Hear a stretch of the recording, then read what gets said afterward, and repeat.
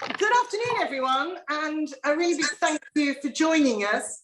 This is the first of what we're calling our Legacy Voices event. For those of you on this webinar this afternoon, I'm Sherilyn Gould and I'm the Executive Director of Weizmann UK.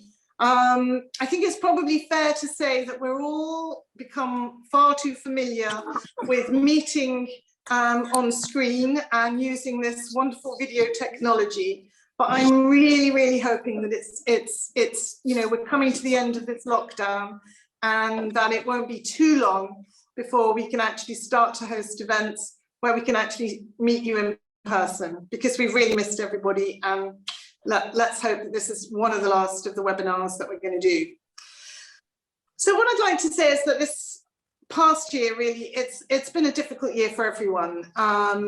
Nobody was expecting this pandemic to hit us, but what I can say from the role that I have representing the Weizmann Institute, I have to say that I've been enormously proud of the work that the scientists at the Weizmann Institute in Israel have done during the pandemic. We're going to hear from Janina, and I know she'll touch on this, but the Weizmann Institute scientists really have swung into action. They forged ahead with their research agenda and have been at the forefront of this global effort to understand COVID-19. I think it's also fair to say, from our perspective as fundraisers, it's been very challenging on all sorts of levels, and we really want to continue to raise funds to support these amazing scientists.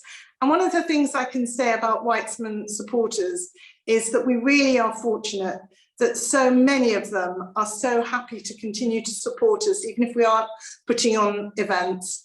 And it's really fair to say that over many generations, we've had the support of people giving money to the Weizmann through legacies, and these legacies really are the bedrock and really demonstrating how their support can fund research by generously leaving gifts to us in their wills. And I think it's fair to say probably today that legacies are really more important now than ever before.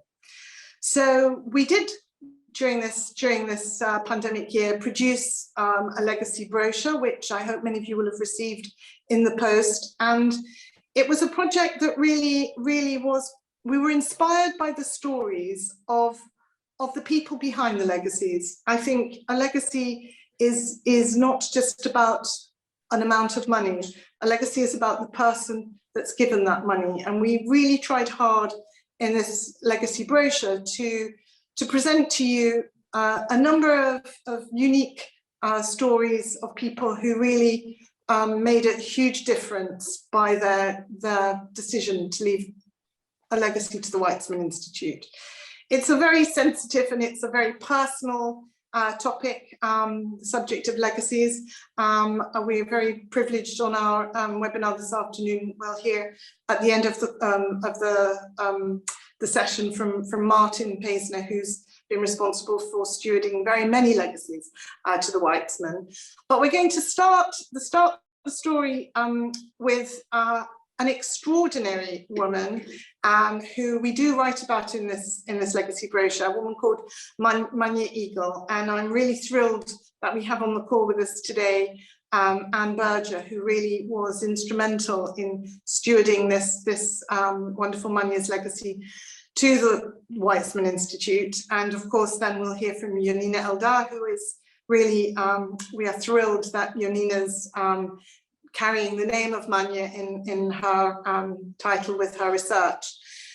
And Manya, as you will see in a short moment, was an extraordinary woman. A film that is an hour-long, a YouTube film about Manya has been made.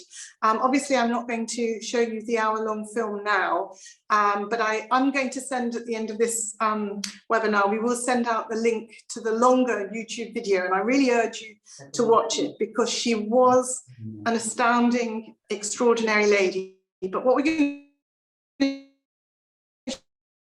show in the next slide is just a few glimpses and highlights of who this extraordinary lady was, who left an extraordinary large legacy to the Weizmann, for which we will always be eternally grateful. So if I could ask Samantha to turn the screen now and share this little 5-minute video with you. Thank you.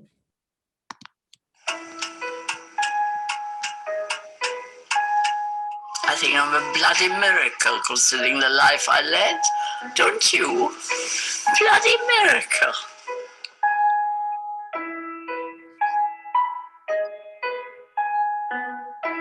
My mother was very introverted, depressive like I get,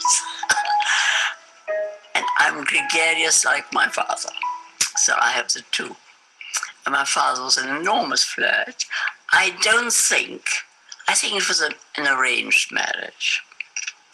I think it was an arranged marriage. And she came from a very wealthy family, and he came from a very educated family. So, you know, they were wonderful people, very cultured. My father loved lecturing on literature and poetry and so on. He actually was a degree in chemistry from Russia. And my mother must have been the first dentist in Russia. She never worked though, but she was the first one who studied dentistry. I came out of our block of flats and I crossed the road and I saw a friend from school friend. Hello. And he said, I'm off to England next winter. Is Igel on the I went to the community centre. It's amazing. It's absolutely amazing. My parents had to promise me the railway that the parents would pay for the journey, for the school there, for education. I said, tell me where the community centre is. And I went and I swore that I was stateless, my parents would pay everything. Everybody knew my father was a Lithuanian honorary consul. But times were so bad that you didn't go into details. And then I went home. I said, Mama, I'm leaving for England on Wednesday. Get me ready. You're paying my journey. You're paying the school. You're paying my education. And if you cry at the station, I never write to you again.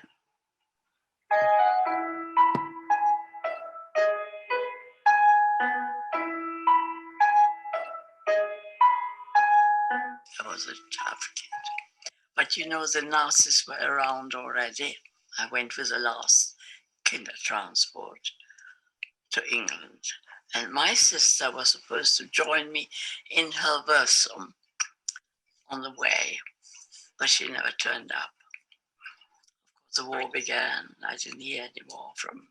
I found a letter from my father in 1941. I found a letter from my sister, 42. She only got taken to Auschwitz in 43. In January, she was arrested. Both my parents were extremely delicate, nice people. I met a few survivors from the camps. When I got a charter flight,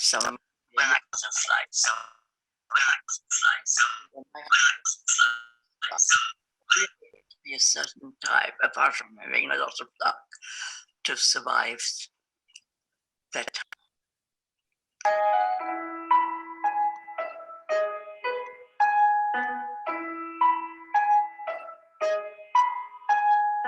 So, of course, I got hooked almost immediately. And I started going to auction houses. And I remember my first auction at Christie's. I sat next to an American girl, and I was chatting, and suddenly I hear, knock down to the lady in the gangway. I look. Oh, it was huge picture. 4 men had to bring it, had to use a whole wall for it. But actually, I sold it and I made a profit. That was this picture. Would have been better if I hadn't made a profit.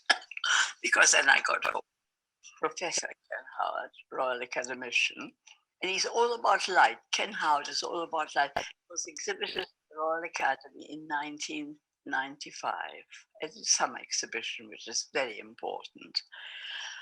I loved it when it went well. I like shows, I like people. I do and I don't, you know. It's a gamble, but then I am a gambler. This painting is by Alfred Daniels, who unfortunately died recently. He was very well known for his city scenes and so on. And what I like about it is because this red bust on my name is on it, which means that whatever happens, I'm still at it and I'm going as much as possible.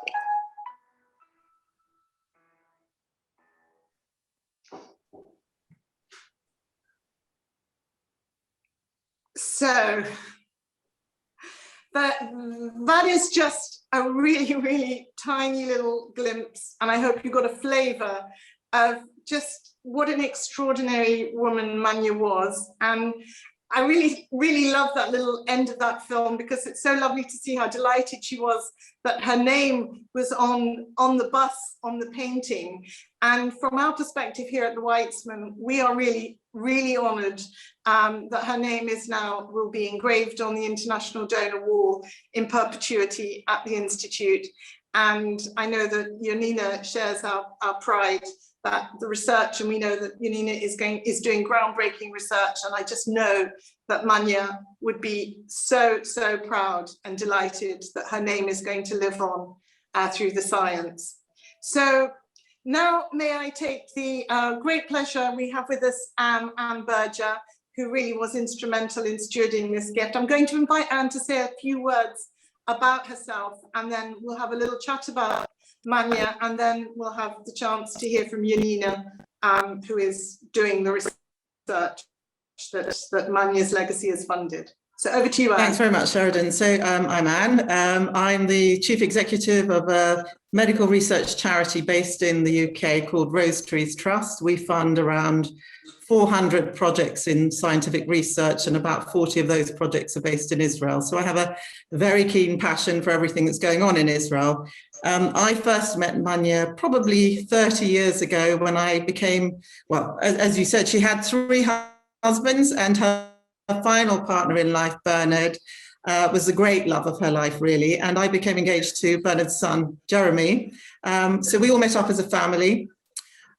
Manya was very keen on my parents, my late stepfather and my late mother, who was also called Janina. So there's some sort of synergy in having a Janina on this call. My mother was a doctor and also a medical researcher. So there's quite a lot of joint interest. Now, they became firm, fast friends immediately because they all had shared experiences of being survivors from the Holocaust and getting to London and creating something from scratch.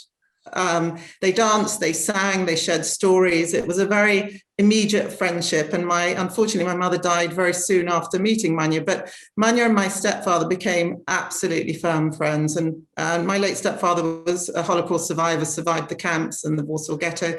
And he was a passionate Zionist, as was Manya.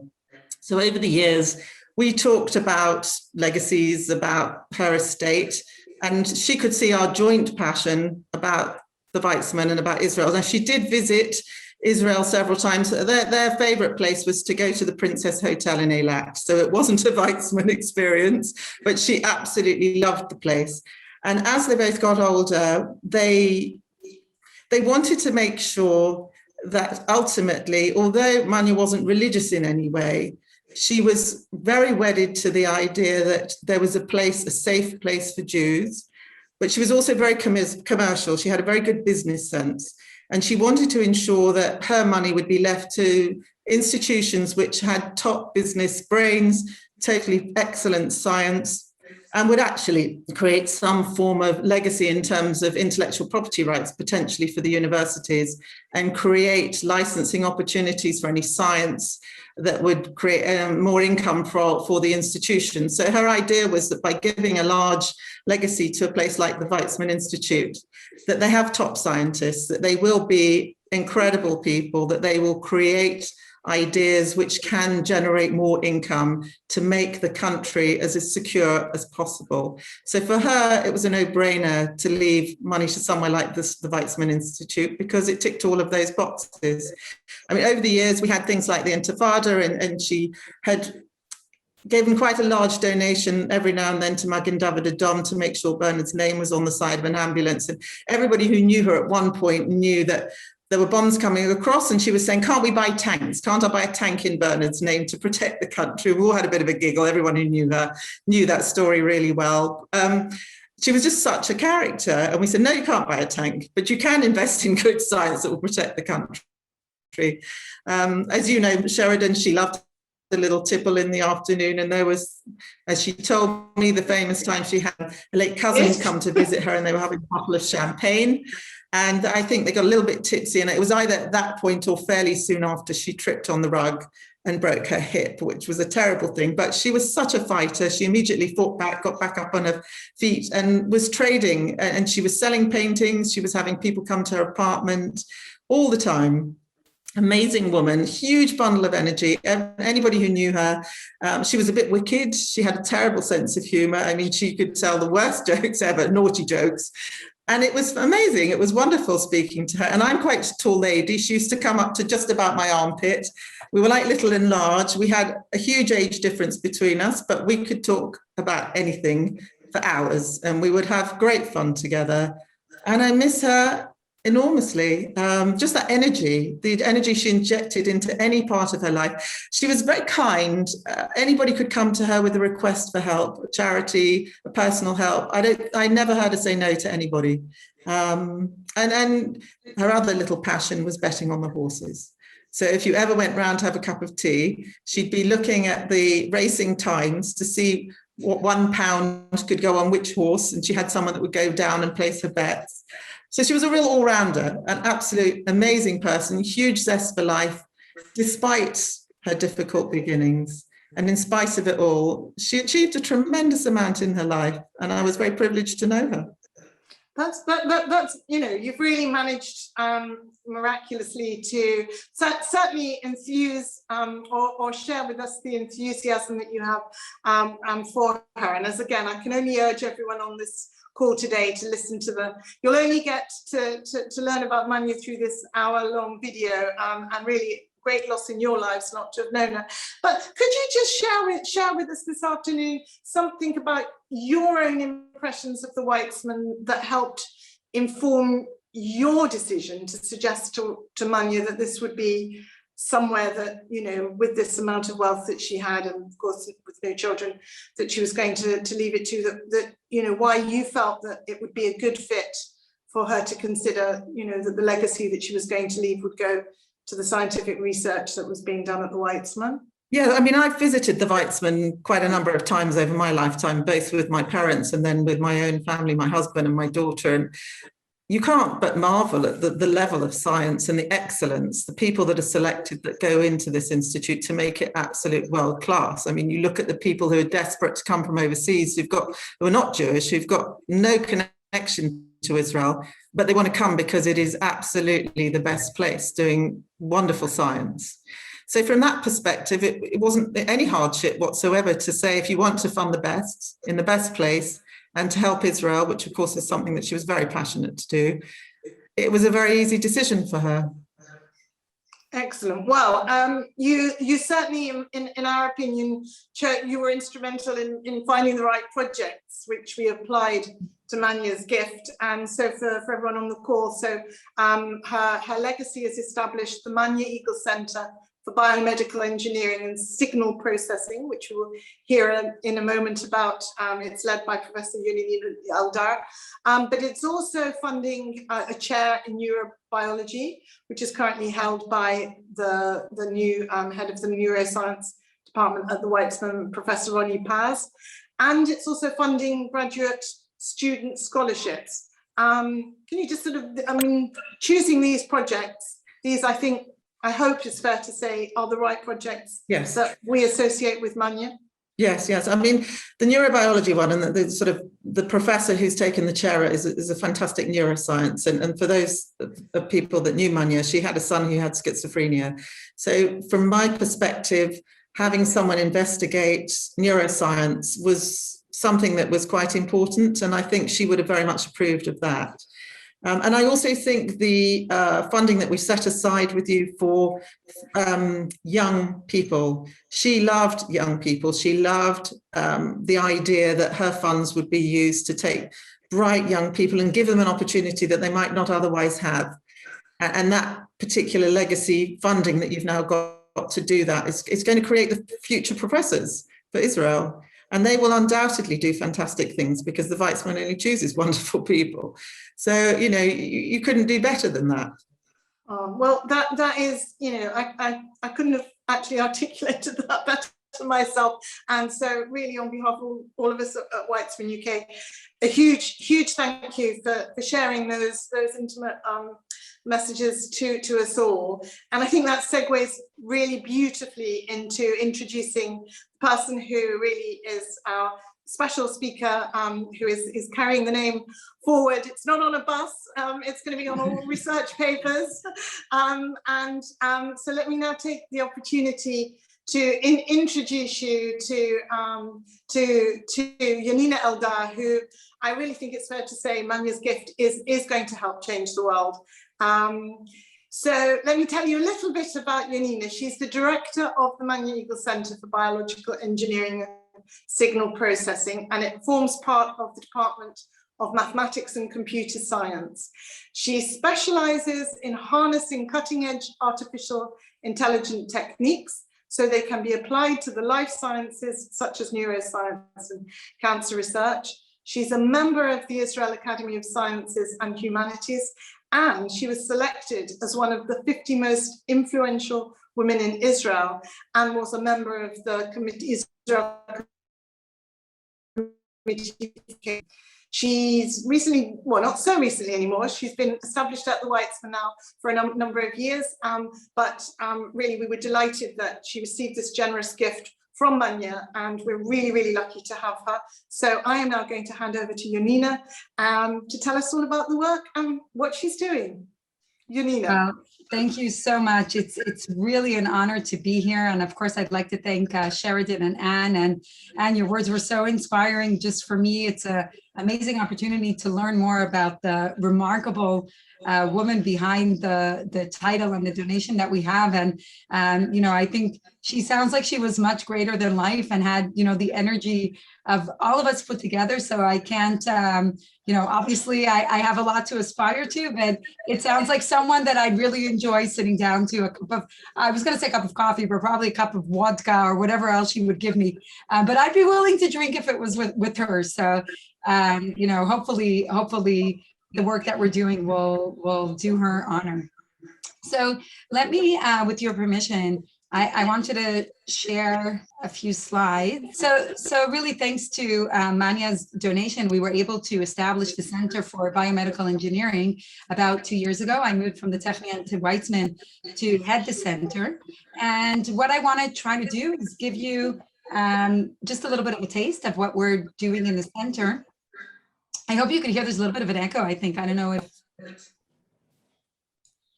you don't hear the echo? Okay, perfect.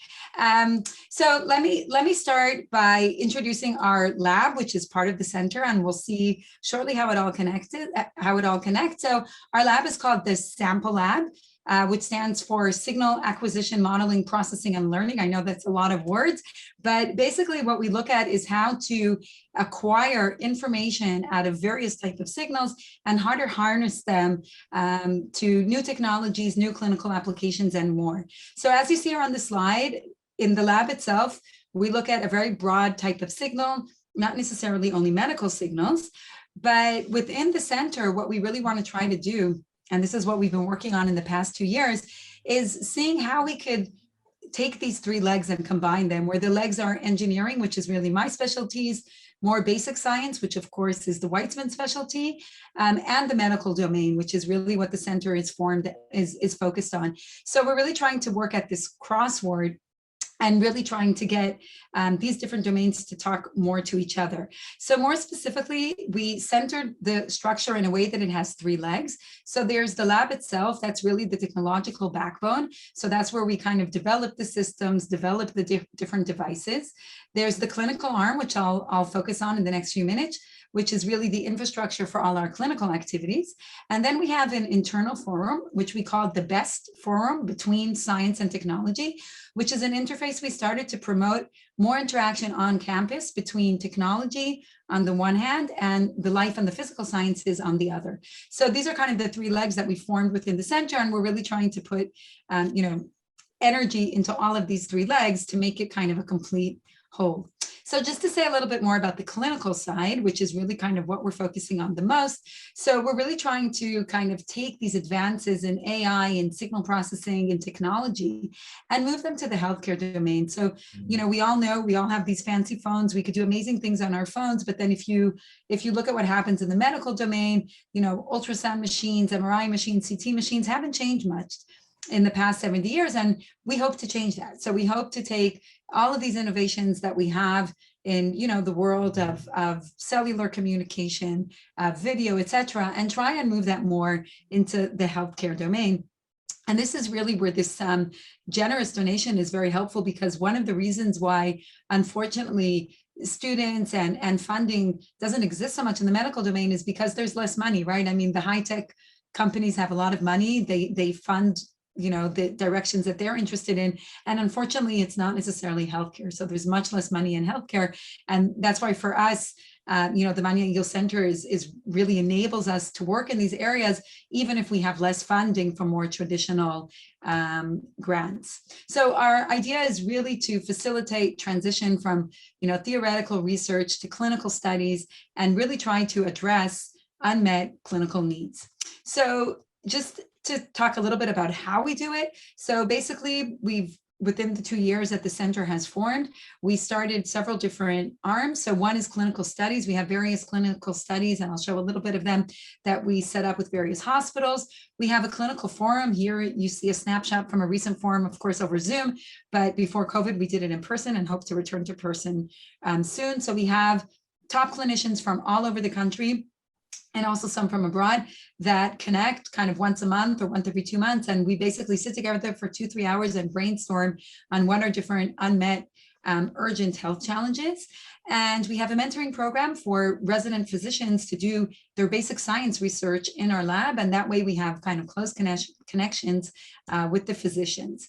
So some of the main areas of interest, without going into too much detail, we've been working a lot on ultrasound. So how to make ultrasound, how to enhance it, how to make it accessible, so that, especially when we think about COVID, that it gets more to the clinic, more to the patient, and not requiring people to come to more complicated imaging modalities, how to combine modalities. So a patient could go through an MRI, a CT, and an ultrasound, but really, different doctors will look at it and make different conclusions, but there's no systematic way to combine the information, how to convert between modalities. So for example, within the operating room, it's convenient to have an ultrasound machine, but not a CT machine. So we want to be able to take an ultrasound image and project it for the doctor like a CT image.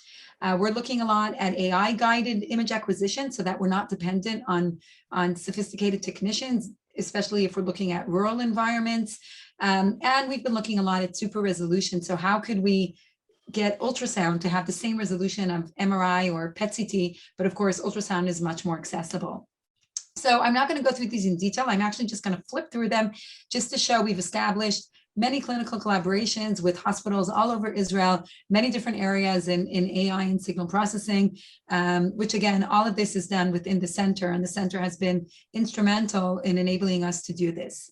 So I don't want to go into technical detail. I had a few slides about, what do we mean by signal processing and AI, but I think in the interest of time, we could leave this for, if anybody's interested, for a longer talk. So I'm going to skip through that and maybe just go ahead and actually show. I'm skipping all the way to the end and just showing one visual, and then if there's time, I'm always happy to go back. So one of the latest projects that we're doing, which we've been really excited about, is this idea of super resolution ultrasound. So trying to give ultrasound the power that you would get, let's say, from PET CT or from MRI.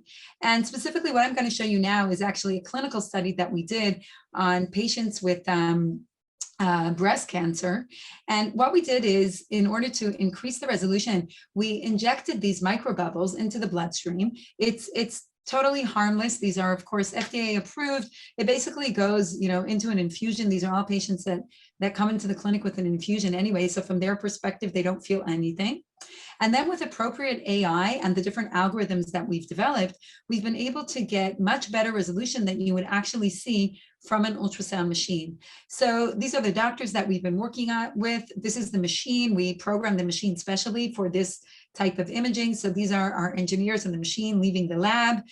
These are the amazing, amazing clinicians that we've been working with at Beilinson Hospital. And here you actually see the scan happening in real time. And I'm just going to show you the images that we end up getting with the special processing that we've developed in the lab. So what you see here on the top is what the doctor actually sees with a standard ultrasound. You can see that there's some sort of tumor over here, but of course you can see if it's benign or malignant. You can't see any details to the tumor. I'm going to flip and show the second tumor. So if you go back and forth between these two and you just focus on the top image, they actually look quite similar. So it's hard to see a difference between them. But then if you look down here on the right, this is after our algorithm. And you can see that these two images are very, very different. So I won't go into the clinical aspects, but the vascularization in these tumors is very different. And when the doctors looked at the images we produced, they were able to tell right away that this tumor is a benign tumor and this tumor is a malignant tumor. So this is just an example of how we can use clever acquisition. We change the acquisition a little bit. We use AI and powerful signal processing algorithms, which are basically algorithms that operate on the data. And we're able to get clinical insight from an ultrasound machine that you can't normally get from such a machine. So this is one example. We're working on many more, but hopefully I'm able to share some of the excitement that we feel with these types of projects, where we really feel that on the one hand, I'm a mathematician, I like doing math, I like doing algorithms, but on the other hand, we're really harnessing them to something that is useful for patient care and really addressing an unmet need. We've also been working a lot and trying to make, like I said, ultrasound accessible. So this is what we call AI guided image acquisition, so that you don't need a professional in order to do a scan, with the hope that we could get the ultrasound devices smaller and into the hands of clinicians in the community, not just the hospital, and eventually the patients themselves. And finally, we've been doing a lot of work this past year on COVID-19. So we've been working, we basically established a task force within the center where we chose 4 hospitals in Israel so that, we have diversity in the images. And we worked with the doctors to try and do 2 main things. So using X-ray and ultrasound to detect COVID and to monitor the progression of the disease. So without going into the technical details, we were able to develop algorithms that could take ultrasound images ultrasound and X-ray images and be able to first detect if the patient has COVID or not, and then to grade the severity of the disease. And we've actually, we wrote a paper that was actually already accepted on this. And you can see here just from the list of names, this was really an extensive study with many different centers. And this is typical of what we try to do within our center. So pulling together a lot of clinicians and trying to do work that could really be meaningful from the clinical perspective. So just to show you a little bit the difficulty, of course, COVID is a respiratory disease, so it presents itself in the lungs, and therefore you expect that from an X-ray scan, you'd be able to detect COVID, but it's actually quite hard. So also because the patients, as you see just from here, there's patients on their sides, patients who are sitting, standing, etc. But more just because even if you have them, these are good images that are all, perfectly aligned, perfectly frontal. But still, if you look at this, it's really hard to tell who has COVID and who doesn't. You could try to guess. I'm going to show you the answer in a second, but it's really quite difficult. And if you look at the answers, so the green ones are all positive to COVID-19, the red ones are negative. Actually, these look pretty good and pretty clear. This looks pretty good. So it's really hard to tell just from looking at the images, and for radiologists, this was quite difficult. So what our algorithm allows is to actually do that automatically for you. We were also able to do that from ultrasound, which of course is very meaningful, because if you think of, especially when the numbers were very high, putting patients through an X-ray scan is much more complicated. Ultrasound you could do quickly, you could even do it out of the hospital. So it's widely accessible, and we developed algorithms to do this from ultrasound as well. So hopefully that gives you a little bit of a taste of the types of things that we're doing in the center, really trying to use algorithms to meet different healthcare challenges. And this would not have been possible without Manya's really generous donation. Wow. Wow, that was just phenomenal. Janina, I mean, I know that you're a brilliant scientist and you and your team are doing amazing things, but that really was truly, truly mind-blowing. And I think, we can certainly see what the value that artificial intelligence and this ability to, I think what scientists say, see what people haven't seen before and, make these huge leaps and advances. And I feel certainly sure that Manya would be very, very excited. I think I'd also like to say something. Maybe you could, if you mention about this. It was very interesting to see the variety of different hospitals throughout Israel. I mean, people often say to me, why is it that the Weizmann doesn't have a medical school or one specific hospital to work with? And I could see that you and your team of researchers, you're working with myriads of scientists. Is that advantageous to you? Yeah, that's a really interesting and good point. So yeah, actually, it's been very advantageous. I think because there isn't a medical school, we're not, linked to a specific center, and therefore it really gives us the total freedom and flexibility to work with all the centers. I also have to say that it's been heartwarming to see all the clinicians we work with, they actually love coming to Weizmann. And I think it's part of it also, they don't feel like, Weizmann is biased, right? It's like this unbiased center of science.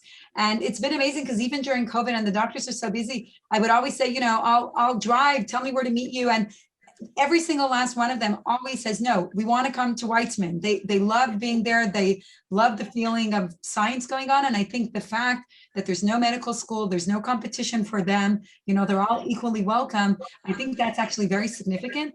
And it also, I just do want to mention, I think this is important. It also gives us the ability to work, we work with large hospitals, but we also work with small hospitals South. And again, I think that flexibility is very important. It's also for us, that diversity is important and making sure that we're reaching hospitals that maybe have less opportunity to do research with the big schools and the big universities. So that's also something that's very important to us. Sorry, Sheridan, Okay. may I ask a question? May I ask you? Well, Martin, how could I possibly refuse? But I was about to say to our audience, but I will make an exception for you. I was about to say to our audience that we are going to invite everybody to say or to have, if they have any questions, to have them at the end, and then we were going to hear from you. But Martin, how can I stop Well, and not invite you to say your question? Sheridan, you know me well enough to know that I'm a little bit undisciplined. It's We love you. question. I was intrigued, Jonina, I was intrigued by the super resolution imaging process and the ability to enable the technicians to determine whether a tumor is benign or malignant. Is this a process which you consider supplements or supplants the old-fashioned biopsy? Okay, that's a really good point. So I think, for now, I wouldn't, we still, of course, have more confidence in biopsies, but I think it gives clinicians much better scanning choices. So right now, we know from all the clinicians we've been working with that, many patients are sent to biopsies, have complications from biopsies, even though in retrospect, they were totally not needed. Of course, there's also the reverse situation. But today, because people are afraid that they'll miss tumors, they actually send, the numbers are astonishing. I don't want to quote them here because I don't remember them precisely, but many more women are sent to biopsies than those that actually need them. And there's a lot of complications from biopsies. So even on top of just general scarring and discomfort, etc. So, this definitely as a first step could definitely help screening better. And ultimately, we do hope that it will replace biopsies. I wouldn't do that immediately. You have to have much more confidence, do a much wider study, but definitely it could help at least sending to biopsies only those that you really think should be sent. Thank you. Okay, so Martin, you've disrupted my introduction. Let me just before introducing you, just go back one more time to just to say to everybody, I will invite you all to ask Manya, Yonina questions. I wanted to ask. I'm fine to be called Manya. That's a great honor. So. Well, I just wondered if you could just, Yonina, just say in a few words what it means to you and your team to have received this gift from Manya's estate and why it's so important to you.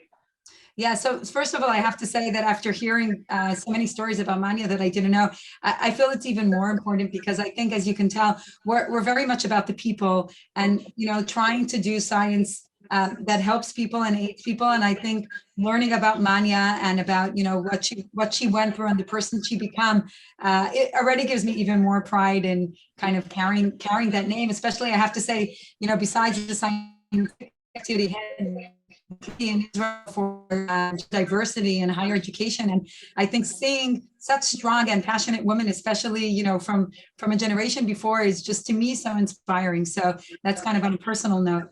In terms of the science itself, like I said, I think, doing healthcare work is hard because, besides, of course, just the objective difficulties in terms of funding, especially in engineering, the big company comes from Google, Facebook, Amazon, that's where the money is today.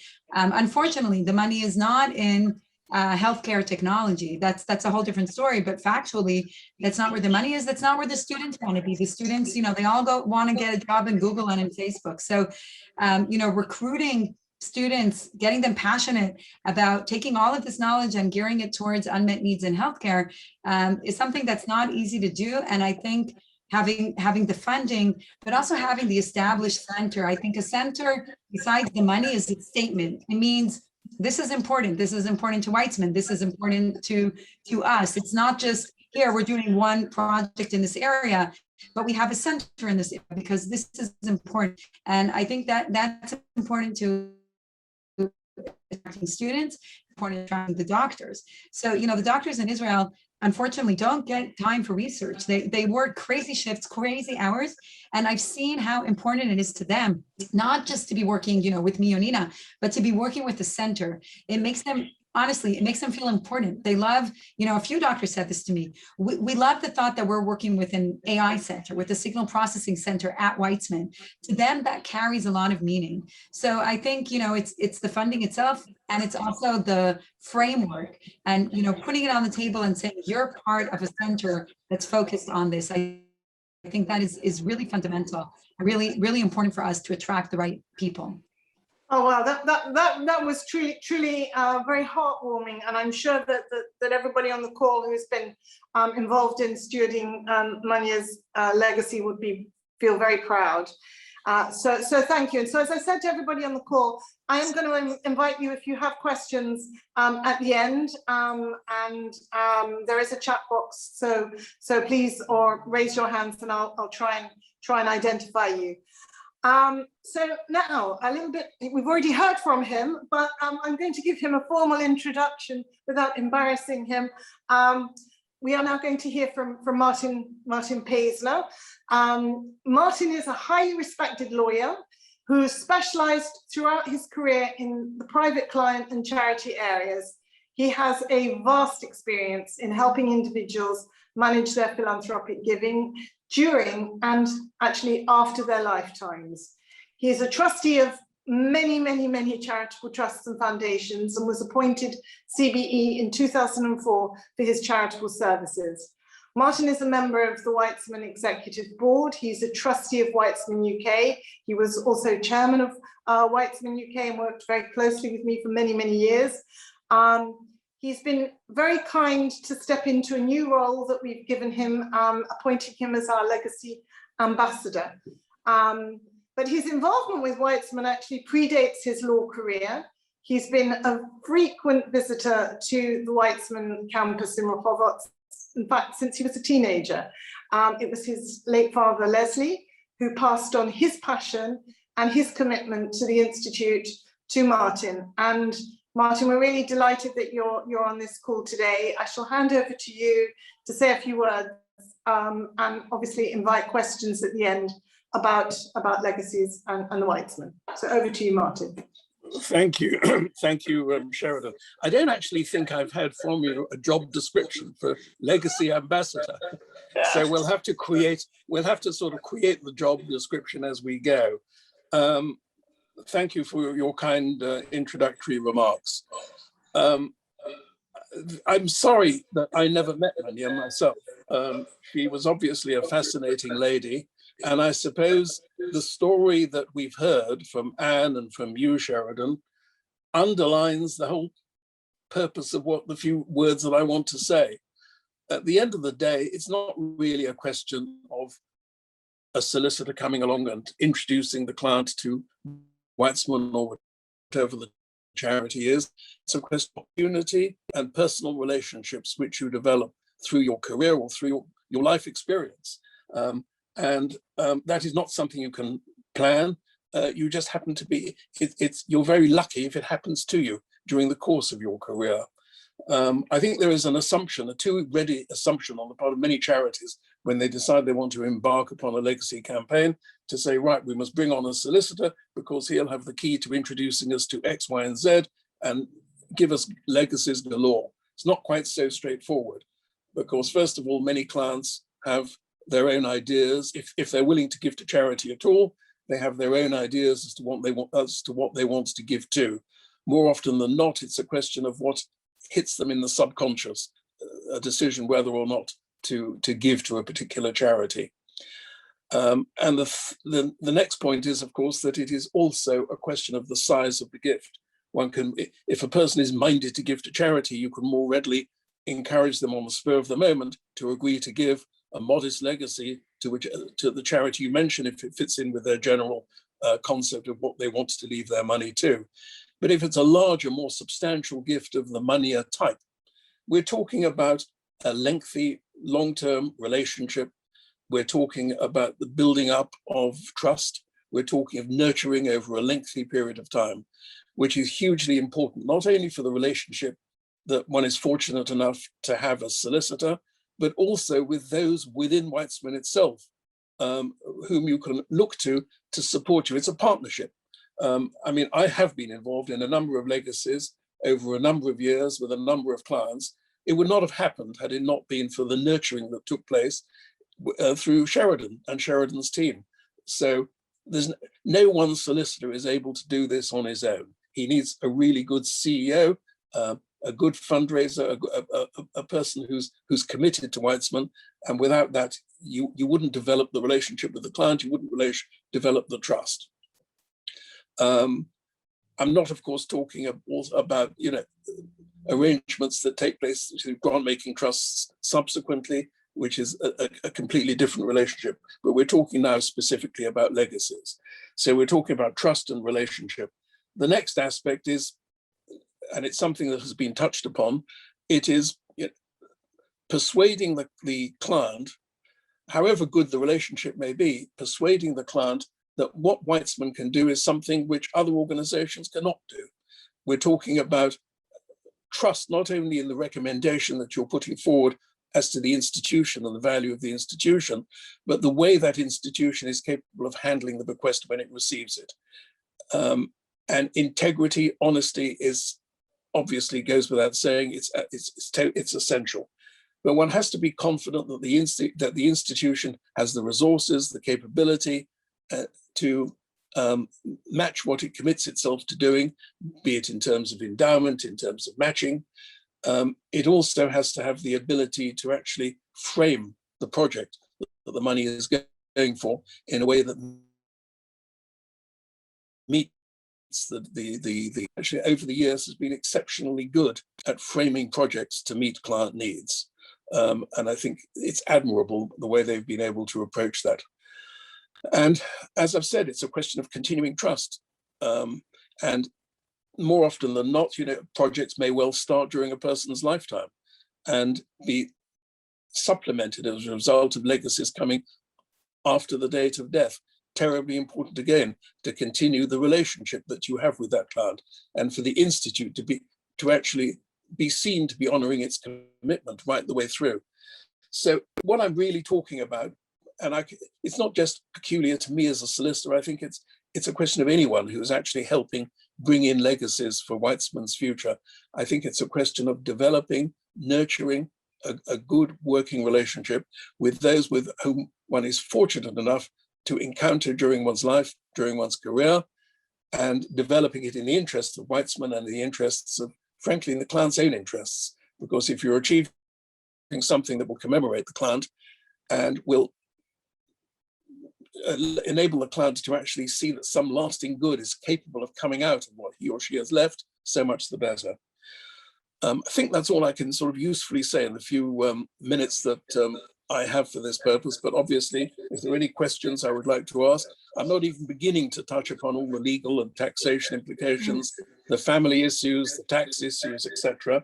It goes without saying that these are all issues you have to bear in mind, particularly these days, family and the question of conflict and making sure that you're not actually encouraging a gift which alienates the family or which deprives the family. But as I said, I won't touch upon that any further now. So please feel free to ask me any questions.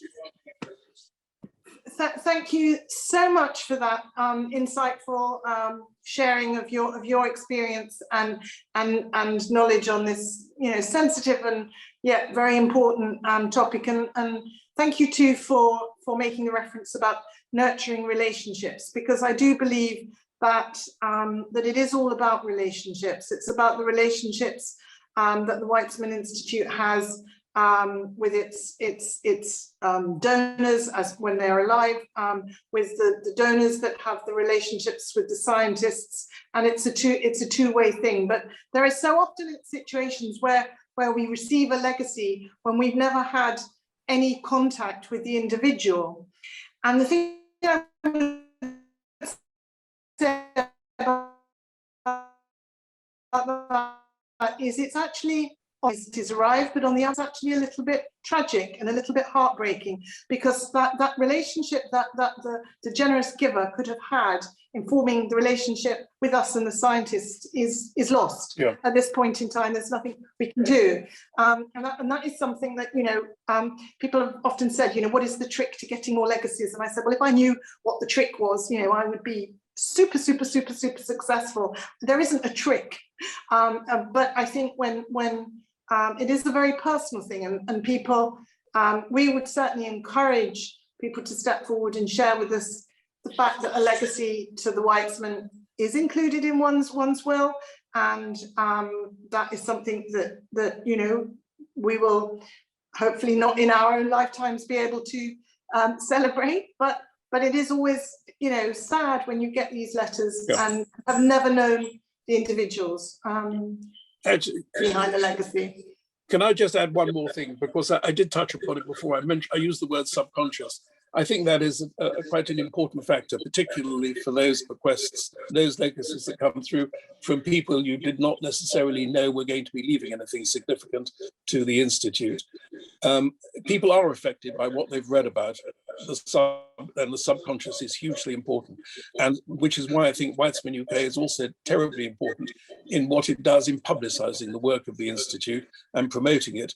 And the more that people are aware of what Weizmann does, both for Israel and for humanity, the more people are likely to know about it and think about it when they're making their will. Conscious that we are getting close to the hour, and I did say that if anybody has any questions, so if anybody on the call wants to raise their hands for a question, I'd be more than happy. As I did say, we will be sharing with you, and I do urge you to watch the hour-long video of Manya's life. I mean, you can't encapsulate her life into an hour, but you'll get an even better a more detailed flavour of just what an extraordinary woman she was. We will share that link with you later. But does anybody have any questions at this point? And if not, I don't wish to embarrass anyone. Further to say, once again, really, first of all, we should say a huge thanks to Manya. A huge thanks to Anne and her and the trustees, who I know they're all joining us on this call. A huge thanks to you for stewarding this gift. Obviously, a huge thanks to Martin for all that you do for the Weizmann Institute, and and indeed many other charities. I mean, really, you are an exceptional person to, you know, to do what you do and encourage the philanthropic giving to the level that you've achieved. But let me leave the final thank you actually to Janina and her amazing research team. What you showed in this very brief, I know it was a kind of a whistle-stop tour of your research, but I think everybody watching and witnessing the extraordinary research that you're doing, it's a big thank you from all of us to you. I know how passionate you are about your work, and just keep on doing it. Thank you all for letting it happen. Well, we really, really value it. I know that everybody is just not only desperate to go to events and real see everybody in person. I think we're all desperate to get on a plane and come to Israel. The British government have decided is thankfully going to be on one of the countries that will be opening up and we can travel. So I think on behalf of all the scientists, and especially on behalf of Janina, we invite you all to, when we can, to visit the Weizmann, and then also when you are at the Weizmann to actually take some time to look on this I mentioned it in my opening remarks, on the International Donor Wall in beautiful Jerusalem stone, the names of all of these extraordinary people inscribed on this wall from all over the world. And however the size of the legacy, a name is still inscribed on the wall, and I think that is, you know, that is the very least we can do. But it's really through the output of the research, the science for the benefit of humanity, that the legacies that get left to the Weizmann, we all share the fruits of all your hard work. So on that note, everybody stay safe and well, and please God, we will all be together either in Rehovot or at an event in London. And Martin, thank you. Andrea, thank you from Rehovot.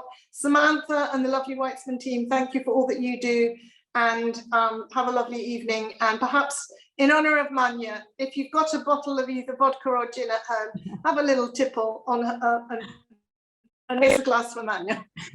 Thank you again, and goodbye. Thank you. Good night.